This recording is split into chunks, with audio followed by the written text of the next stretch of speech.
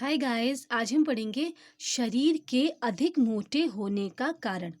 जो human being बहुत ज़्यादा मोटे होते हैं, यानी बहुत ज़्यादा फैटी होते हैं, उनके अधिक मोटे होने में क्या रीज़न्स होते हैं, किस वजह से उनको मोटापा आ जाता है, किस वजह से वो इतने फैटी हो जाते हैं, तो वो रीज़न्स देखेंगे। और गाइस, इससे पहले वाली वीडियो में हमने जो 8 निंदनीय पुरुष हैं, अष्टुनिंदनीय अध्याय में, जो चरक संहिता के सूत्र स्थान का 21 अध्याय है, उसमें अष्टुनिंदनीय अध्याय में 8 निंदित पुरुष देखे थे। और अति स्थूल के होने में कारण, अति स्थूल की निंदा का कारण, मतलब अति स्थूल जो था उसकी निंदा करी गई थी, अति स्थूल पुरुष की निंदित होने में कारण जो था वो भी देखे थे। तो सबसे पहला था अति स्थूल पुरुष की आयु का क्षय, फिर दूसरा था उनके शरीर में किसी प्रकार के कार्य करने का विशेष उत्साह नहीं होना, फिर है मैथुन कार्य में कठिनाई का सामना करना पड़ना, फिर है दुर्बलता, फिर है शरीर में दुर्गंधी का होना, फिर है पसीना से अधिक कष्ट होना, फिर था अधिक मात्रा में भूख का लगना और अधिक प्यास का लगना। तो इनके पीछे क्या रीजंस है, मतलब उनकी निंदा की गई है, ये तो निंदा करने के रीजंस है कि उनकी निंदा क्यों गई है। फिर अति स्थूल पुरुष की आयु का क्षय होता है, लेकिन क्यों होता है, शरीर में किसी प्रकार कार्य करने का विशेष उत्साह क्यों नहीं होता, मैथुन करने में कठिनाई क्यों होती है, दुर्बलता क्यों होती है, दुर्गंधी क्यों आती है, पसीना क्यों अधिक आता है, अधिक मात्रा में भूख क्यों लगती है, अधिक प्यास का लगना क्यों होता है। तो इसके रीजंस देखेंगे, तो इस वीडियो में हम इनके रीजंस देखेंगे। तो ये जो है, ये जो AIPGT 2023 के लिए जो पेपर कर रहे हैं, उनके लिए जो असर्शन रीजनिंग के क्वेश्चंस होते हैं, जो असर्शन रीजनिंग क्वेश्चन होते हैं कि जिसमें एक स्टेटमेंट दिया जाता है, फिर उसका रीज़न दिया जाता है, तो उसके ऊपर ये बहुत अच्छी वीडियो रहेगी। अगर आप इसको पूरा देखेंगे तो आपको इससे बहुत ज़्यादा बेनिफिशियल मिलेगा, क्योंकि वो क्वेश्चंस इसके ऊपर आ सकते हैं। क्योंकि यहाँ पे ये है, एक ये आ जाएगा कि अति स्थूल्य से तावा आयुषो हिराशा, फिर इसमें से आ जाएगा आयुषो हिराशा क्यों होता है, क्योंकि जो हति से मेदस्मी मेदो इथोपिचति न अध्यत्व धातुआ, क्योंकि वो सारी धातुआ जो होती हैं बनने नहीं देती है, मेद धातु ही ज़्यादा बनता रहता है, और इससे जो उत्तरोत्तर धातु होती है वो नहीं बनती है, इसलिए आयु ह्रास होता है। तो ऐसे ही इनके रीजंस देखेंगे, तो इससे अब असर्शन रीजनिंग के लिए बहुत ज़्यादा बेनिफिशियल होगा। तो श्लोक पर आते हैं। तद अति स्थौल्यम अति संपूर्णात् गुरु मधुर शीत स्निग्ध उपयोगात व्यवाय दिवा स्वप्नात् अर्धनित्य त्वाद अचिंतनात् बीज स्वभाव उच्चुप जायते। तो इस श्लोक का मीनिंग देखते हैं। अधिक मात्रा में भोजन करना, अति स्थौल्य, अति स्थौल्य की क्या रीजन है, अति संपूर्णात्, बहुत संपूर्ण कर लेना, पेट को बहुत फुल कर लेना, यानी कि अति मात्रा में भोजन करना। गुरु मधुर शीत स्निग्ध उपयोगात, गुरु यानी कि बहुत ज़्यादा हैवी फूड, मधुर यानी कि बहुत ज़्यादा स्वीट, शीत मतलब बहुत ज़्यादा ठंडा खाना या कोल्ड ड्रिंक्स वगैरह, और स्निग्ध मतलब ऑयली भोजन, इनका अधिक मात्रा में सेवन करना। फिर है व्यायाम न करना, फिर है व्यवात अव्यवायात मैथुन न करना, और दिवा स्वप्न करना, दिवा स्वप्न मतलब दिन में सोना, दिन में सोना, और अर्धनित्या सर्वदा प्रसन्न चित्त रहना, कभी हमेशा खुश रहना, कभी भी चिंता शोक आदि मानसिक विषयों को ग्रस्त ना करना। तो अचिंतनात्, माता पिता के बीज के अनुसार स्वभावतः शरीर स्थूल हो जाता है। कुछ लोग आपने देखा होगा कि जिसके मम्मी पापा फैटी होते हैं उनके बच्चे भी मोटे होते हैं, तो ये उनके बीज यानी कि उनके जो क्रोमोसोम्स हैं, जो उनका जेनेटिक मटीरियल है, जो जीन्स हैं, उनमें ही होता है। तो माता पिता के बीज के अनुसार स्वभावतः शरीर स्थूल हो जाता है। ठीक है, अब हम जो हमने ये रीजंस देखे थे निंदित होने के कारण, देखिए इसके रीजंस देखेंगे कि अतिसूल पुरुष की आयु का 6 से क्यों होता है, ये सब रीजंस देखेंगे। तो तस्य ह्य अतिमात्रा मेदश्विनो मेद एवं उपचीयते न तथितर धातुवा तस्मात् आयुषो हिरासा शैथिल्यात् स्वकुमार्यादा द्रुत्वाच मेदसो जवपुरोधा शुक्र बहुत्वात् मेदसा आवृतम अत्वाच कृच्छ व्यवायता।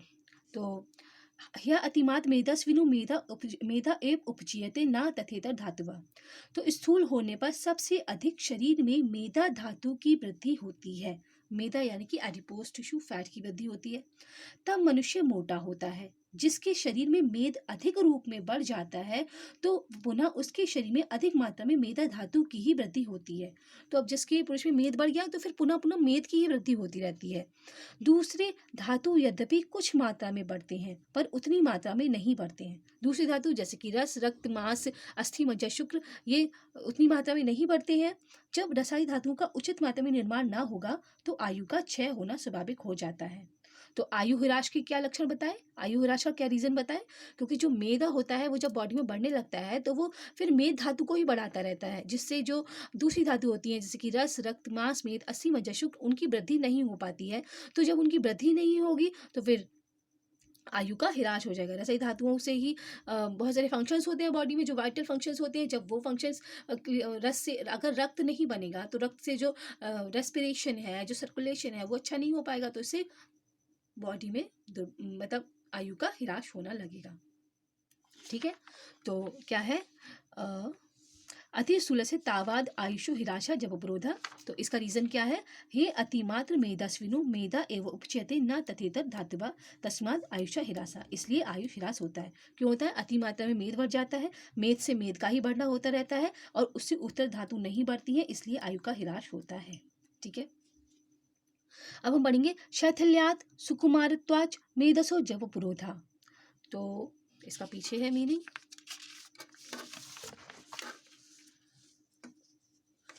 जब शरीर अधिक मोटा होता है तो शरीर में शिथिलता सुकुमारता आ जाती है, क्योंकि मेद स्वभाव से ही गुरु होता है, इसलिए अधिक मोटे मनुष्य में कार्य करने का वेग नहीं रहता है।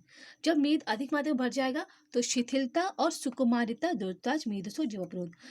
जो शरीर होगा, जब मेद अधिक मात्रा में बढ़ जाएगा तो शैथिल्यात मतलब शिथिलता यानी कि ढीलापन आ जाएगा, बॉडी बहुत लूजनेस आ जाएगी, और सुकुमारिता मतलब कोमलता यानी कि नाजुकता आ जाएगी बॉडी में। इससे मेदसो जवोप्रोधा, जवोप्रोध मतलब कोई भी कार्य करने का उत्साह नहीं रहता है। तो उसका हिंदी में देख लेते हैं।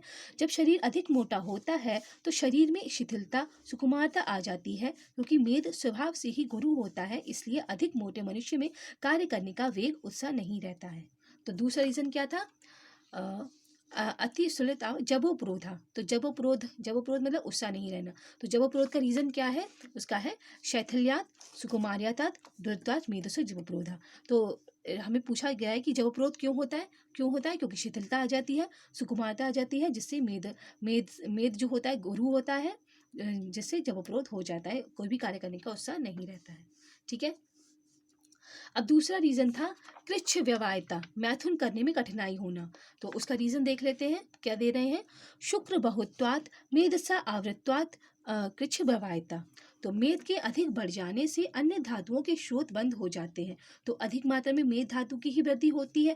जब रस आदि धातुएं अल्प मात्रा में बनती हैं, फलस्वरूप शुक्र बहुत ही कम मात्रा में बनता है। शुक्र के कम बनने से मैथुन करने में कठिनाई होती है। तो उसके रीजन क्या दे रहे हैं कि जैसे कि अभी हमने पढ़ा था, मेद से जब बढ़ जाता है बॉडी में तो मेद धातु ही बढ़ती रहती है, मेद धातु ही बढ़ती रहती है। जब मेद धातु बढ़ेगी तो रस रक्त मांस मेद असी मज्जा शुक्र, और उन धातुओं का सार भाग क्या है, शुक्र यानी कि सीमन। तो सीमन का इतना ज़्यादा फॉर्मेशन नहीं होगा। जब फॉर्मेशन नहीं होगा तो अल्प मात्रा में शुक्र होगा, और अल्प मात्रा में शुक्र होगा तो इसलिए कठिनाई होगी मैथुन करने में।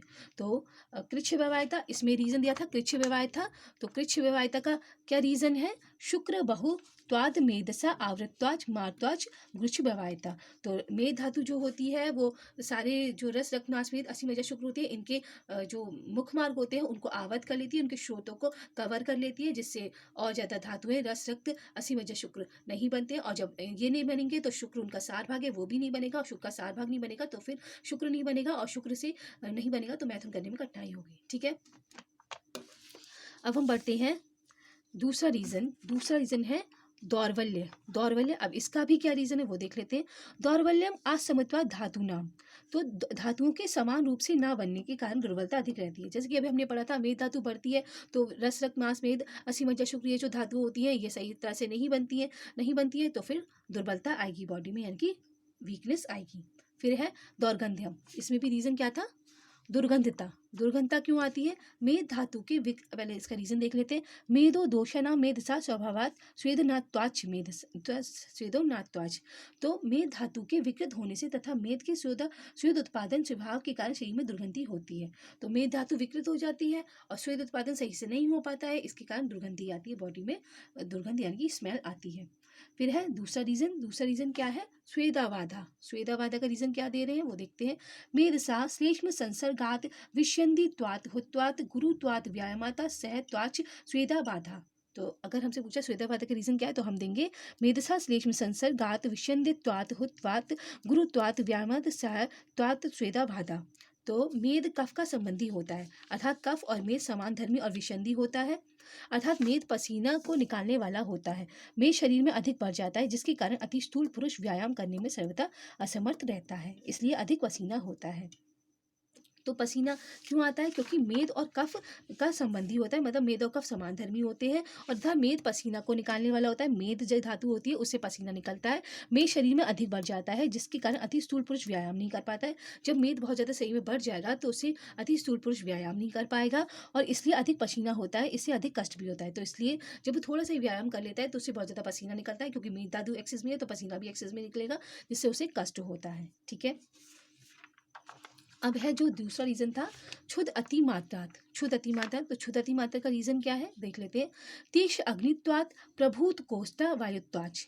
क्षुद्र अतिमात्रा, तो तीक्ष्ण अग्नि से और वायु वायु बहुत ज़्यादा होने से जो होती है भूख अधिक लगती है। तो अति स्थूल मनुष्य के कोष में वायु सदा अधिक रहती है, जिससे अग्नि का संदूषण बड़ा बड़ा होता रहता है। फलस्वरूप अग्नि तीव्र हो जाती है, जिससे भूख भी सदा अधिक मात्रा में लगती है। तो जो जो मेद धातु है जिसके इसी में बढ़ जाएगा, तो जिसकी बॉडी का साइज बढ़ जाएगा तो उसमें जो कोष्ठ होगा उसका साइज भी बढ़ जाएगा। कोष्ठ का साइज बढ़ जाएगा तो उसमें वायु ज़्यादा आ जाएगी। वायु ज़्यादा आ जाएगी तो वो अग्नि को बढ़ाती रहेगी, संदूषण करती रहेगी। जब अग्नि बढ़ती रहेगी तो फिर उसमें भूख से फलस्वरूप अग्नि तीव्र हो जाएगी। अग्नि बहुत ज़्यादा फास्ट डाइजेशन करेगी तो उससे भूख ज़्यादा लगेगी। ठीक है। फिर दूसरा रीज़न था निंदनीय क्यों है? क्योंकि इसे पिपासा बहुत लगती है। अब इसका रीज़न देख लेते हैं, पिपासा क्यों लगती है। पिपाशा अति योगश्चेति, तो अग्नि तीव्रता से प्यास भी अधिक लगती है। जब अग्नि बहुत ज़्यादा बढ़ जाएगी तो अग्नि बढ़ेगी तो फिर प्यास भी बहुत ज़्यादा लगेगी, क्योंकि अग्नि से उष्णता आती है। अग्नि उष्णता करती है तो उससे जो वाटर होगा उसका वो डिस्ट्रॉय होगा वाटर अग्नि की वजह से, तो फिर वाटर की बहुत ज़्यादा नीड होगी। अग्नि की तीव्रता से अधिक प्यास लगेगी। ठीक है गाइस, तो हमने ये सारे असेसिव रीजनिंग के मेनली पर्पज से ये सारे देखे। सबसे पहले हमने देखा था कि सबसे पहले हमने उसके देखे थे मैथुन न करना, सविता पर संचित रहना, चिंता विषयों के ग्रस्त रहना, माता पिता के बीच के अनुसार, ये सब स्थूल हो जाता है। फिर हमने देखे थे स्थूल होने पर कि आयु ह्रास क्यों होता है, क्योंकि मेद अधिक बढ़ जाता है, इससे उत्तरोत्तर धातु नहीं बढ़ती है। शैथिल्यात शुक्रमास से जब अपरोध होता है। फिर शुक्र बहुधा मेद से आवृत से कच्छवावता होती है।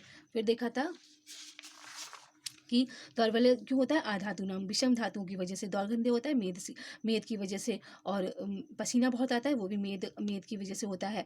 और तीक्ष्ण अग्नि क्यों होती है, क्योंकि इसमें वायु और अग्नि का संदूषण होता रहता है, और इससे पिपाशा भी इसलिए होती है क्योंकि वायु का संदूषण होता रहता है। ठीक है गाइस, तो ये मेनली असोसिएशन टाइप्स के लिए बहुत ज़्यादा बेनिफिशियल है। ठीक है गाइस, तो आप इसे अच्छे से पढ़िएगा। Till then thank you, have a nice day. जय हिंद, जय भारत।